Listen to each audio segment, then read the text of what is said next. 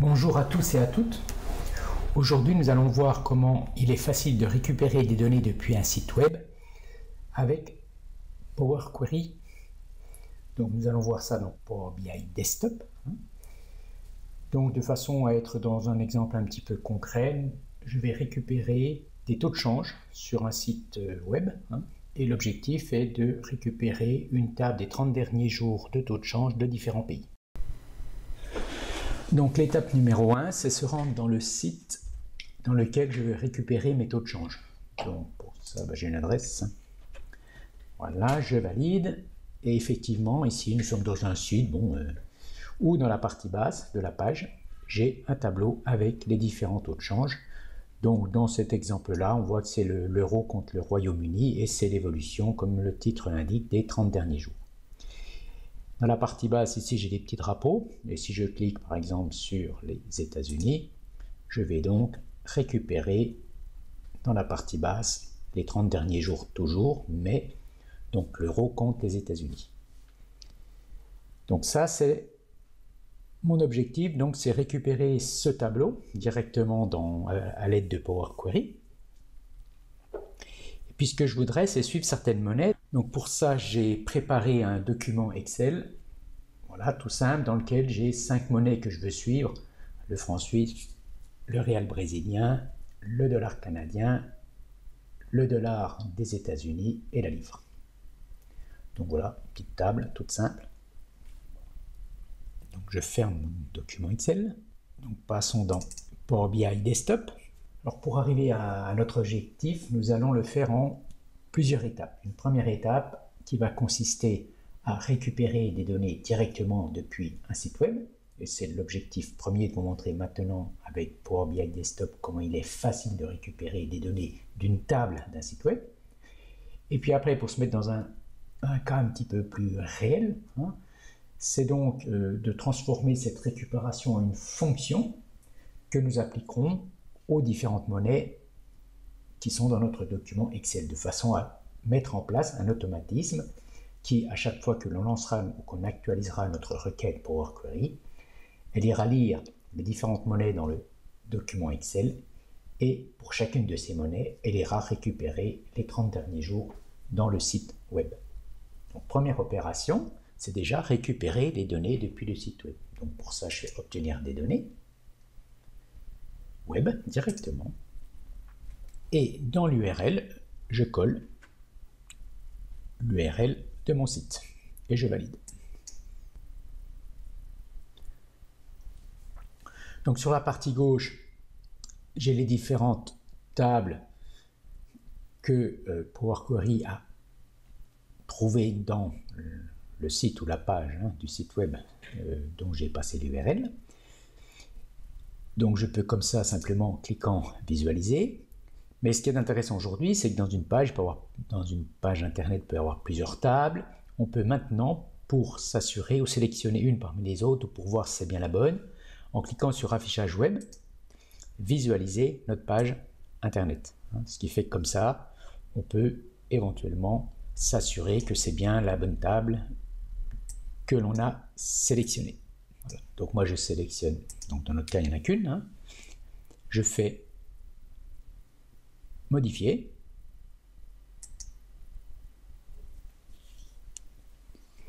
et voilà, ma table est récupérée.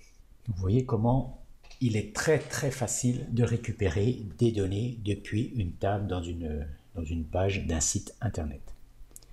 Nous allons passer maintenant à l'étape numéro 2, c'est-à-dire là, bien sûr, j'ai mis en dur, si on le voit, j'ai récupéré les 30 derniers jours de taux de change euro-Royaume-Uni, puisque comme vous l'avez vu, dans mon adresse, j'ai passé en paramètre le Royaume-Uni. Donc ce que je veux maintenant, c'est pouvoir passer en paramètre les différents pays qui sont dans mon document Excel. Donc pour ça, on va dans un premier temps transformer notre requête en une fonction de récupération. Donc pour ça, vous cliquez sur éditeur avancé Et en fait, pour transformer une requête en fonction, c'est globalement très facile. Il y a toujours 2 lignes à ajouter, 2 ou 3 lignes, hein, mais surtout 2, un let, voilà. Et puis après, la définition de la fonction. Donc pour ça, récup égale, donc ça c'est le nom de notre fonction interne, égale, on ouvre la parenthèse, on passe le paramètre. Donc moi mon paramètre c'est ici, c'est ça, je vais le changer à chaque appel de la fonction pour passer le paramètre du pays. Donc je vais l'appeler par exemple monnaie pays. Je ferme la parenthèse parce que ma fonction n'a qu'un paramètre, sinon ça serait virgule éventuellement un autre paramètre. Et après vous tapez égal supérieur sans mettre d'espace entre les deux, qui signifie que la suite est une fonction. Vous allez tout à la fin, vous tapez in et vous remettez le nom que vous avez mis ici.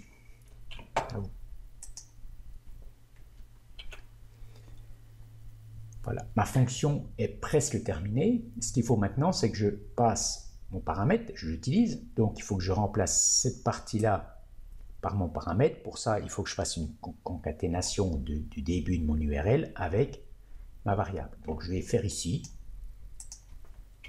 je vais écrire URL égale, je vais récupérer ça, CTRL-C,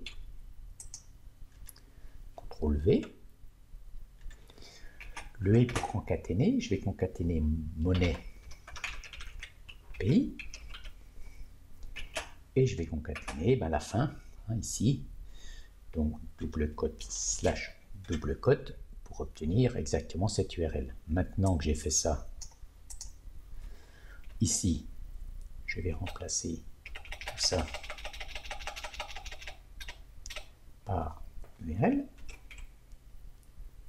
Voilà. Et ma fonction est terminée. Juste une virgule qui est attendue ici. Voilà. Je le rappelle, toutes les lignes doivent se terminer par des virgules, sauf toutes celles qui sont avant un in. Je fais terminer. Donc là, je renomme ma fonction qu'on vient de réaliser, donc récup monnaie. Donc je vais créer une nouvelle source de données à partir de mon document Excel. Monnaie. Je sélectionne la feuille. Je valide. J'utilise ma première ligne pour les en-têtes. Voilà. Et maintenant, je vais ajouter une colonne personnalisée. Je vais là utiliser ma fonction récup monnaie. Je vais passer en paramètre la monnaie du pays. Je valide. Ici, pour chacune, il a récupéré une table, parce qu'effectivement, dans la fonction, il a balayé chacune des lignes. Pour chacune, il a récupéré la monnaie. Il l'a passé en paramètre et il a exécuté la fonction récup monnaie. La fonction, à chaque fois, lui a renvoyé une table. Donc maintenant, ce qu'on fait en cliquant ici, ici apparaissent toutes les colonnes de mes tables. Il suffit que je valide.